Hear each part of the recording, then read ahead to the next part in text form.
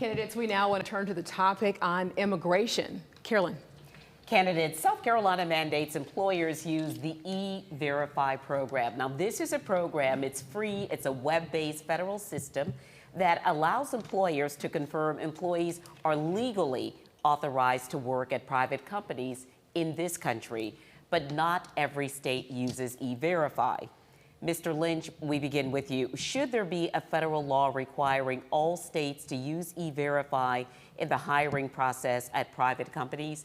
You have 60 seconds. We've got to do something, because we have a horrible problem with immigration in this country, and we have people still fighting against mass deportations.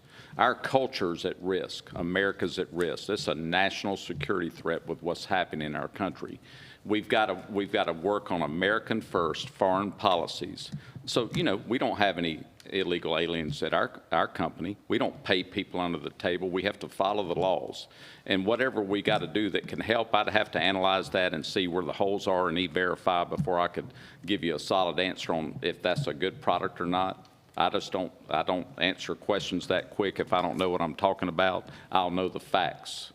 But I know we have to hire Americans first and bring American manufacturing back to America and not support Chinese manufacturers and deal with the real national security threats. This is our country. We had men and women that fought and bled and died for this great experiment called America, and that's why it's serious to me to put a real true senator that'll fight for America values. Mr. Sanford, should E-Verify be mandatory in all states in hiring at private companies? You have 60 seconds. I think it's instructive to think about who got E-Verify started in South Carolina.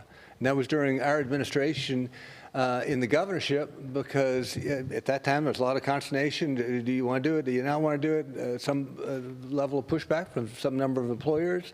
But our point was, look, I was hired to enforce the law. And the law says you can't hire an illegal, therefore I'm going to use every tool within my toolkit to make sure that that's the case. So we actually began it here in South Carolina, and you really have a supply and a demand issue. I applaud what the president's trying to do on the supply side. In the history of man, no country's been able to maintain sovereignty without maintaining a sovereign border. So I admire what he's doing there. But you also have the demand side of the equation, which is what E-Verify gets to.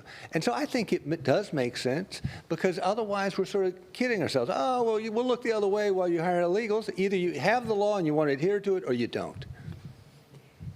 Mr. Norman, should there be a federal law requiring all states to use mandatory E-Verify?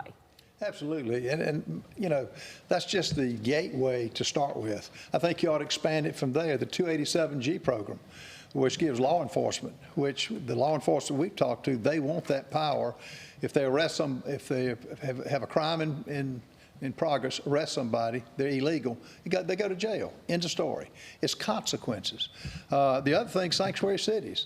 To have cities that take tax dollars that the American people pay and not cooperate with the police, cut their funding. That's the type of leadership that I will provide. That's not hard for me to do. And sanctuary cities are an abomination to this country. They should not be allowed to exist. If they're going to take that stance, let's see how they can raise their own dollars to fund their program for that municipality, that city.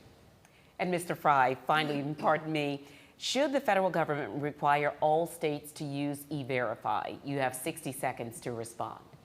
Well, I think so. I mean, look, think about how many people have been displaced out of their job because an illegal immigrant took their job, because an employer wasn't checking the system. Think about how many people have seen an increase in their rent because of the 20 million people that Joe Biden imported into this country, the loopholes that they exploited. And so you have states that do this correctly. They want to be good stewards. They want to be good actors. They want to do the right thing and follow the law. But you have states that absolutely do not. On E-Verify, on sanctuary cities, what this has created is an economic nightmare for the American worker and the American family. And so you have to bring this parity on task. You have to make sure that our states are working together with the federal government to make sure that we don't have these illegals working in our society.